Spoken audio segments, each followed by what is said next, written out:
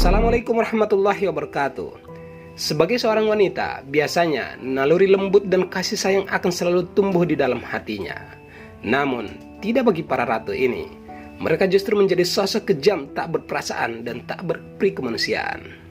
Sejarah mencatat, 5 ratu ini sempat berkuasa dan melakukan banyak hal keji dan mengerikan.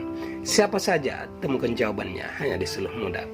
Tapi sebelum dilanjut, mari sama-sama membangun channel ini dengan mengklik tombol subscribe dan share juga kepada sahabat-sahabat yang lain agar bermanfaat untuk banyak orang.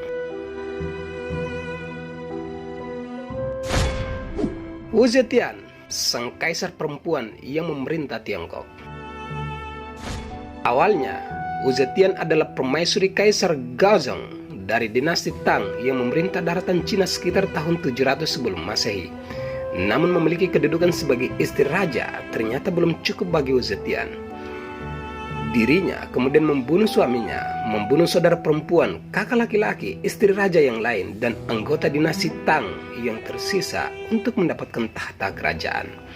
Anehnya, walaupun Wu Zetian bersikap sangat kejam pada keluarganya, dia justru menjadi penguasa yang baik bagi rakyat.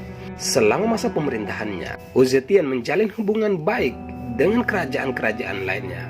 Dia juga menjunjung tinggi toleransi beragama dan membuat rakyatnya menjadi lebih sejahtera.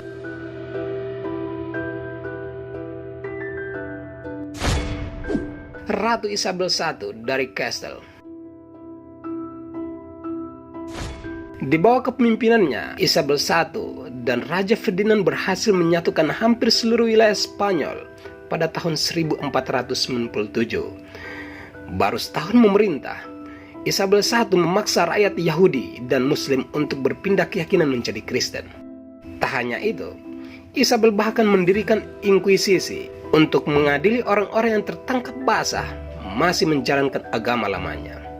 Hasilnya, banyak warga Yahudi dan Muslim terusir keluar Spanyol demi mempertahankan keyakinannya. Sedangkan mereka yang tertangkap mendapat hukuman kejam atau dijadikan budak.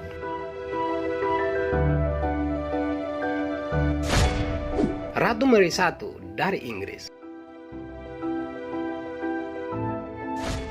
Mary I atau yang dikenal sebagai Blood Mary merupakan putri Raja Henry VIII sekaligus ratu pertama kerajaan Inggris yang berkuasa. Berapa hari setelah penobatannya di tahun 1553, Mary yang seorang Katolik tulen memutuskan untuk mengembalikan kerajaan Inggris sebagai negara Katolik dan berdiri paling depan untuk melawan Protestan. Demi mempertahankan tahtanya, Mary I memenggal cicit Henry VIII yang bernama Lady Jane dan memenjarakan adik tirinya, Elizabeth I, di Tower of London. Terakhir, Ratu Mary I membakar Uskup Agung Canterbury dan 300 orang penganut Protestan lainnya. Karena kekejamannya itu, orang-orang mulai menjulukinya sebagai Ratu Blood Mary. Ratu Elizabeth I dari Inggris. Kebalikan dari Blood Mary, Ratu Elizabeth I dikenang sebagai pemimpin yang hebat. Namun, bagi pemeluk Kristen Katolik di Inggris tahun 1558, Elizabeth I jelas merupakan mimpi buruk. Kebalikan dari Mary I, Ratu Elizabeth I adalah seorang Protestan yang taat. Dia mengakhiri penindasan pada pemeluk agama Kristen Protestan yang terjadi selama masa pemerintahan Ratu Mary I. Dan sebagai gantinya, Elizabeth I melarang rakyatnya memeluk agama Kristen Katolik, apalagi sampai berani menghadiri misa di gereja. Di masa pemerintahan Ratu Elizabeth I, menjadi imam atau memberi perlindungan kepada seorang Katolik adalah sebuah pengkhianatan besar dan dapat dikenai hukuman mati. Total selama masa pemerintahannya, ada 130 imam, 60 penganut Katolik, dan 450 pemberontak dieksekusi. Ratu Ranavalona I dari Madagaskar. Ranavalona I adalah sang ratu yang pernah memerintahkan Madagaskar dari 1828 hingga 1861. Dalam usaha meraih tahta, Ranavalona rela melakukan apapun. Kejahatan yang ia lakukan adalah meracuni Raja Radama I yang merupakan suaminya sendiri.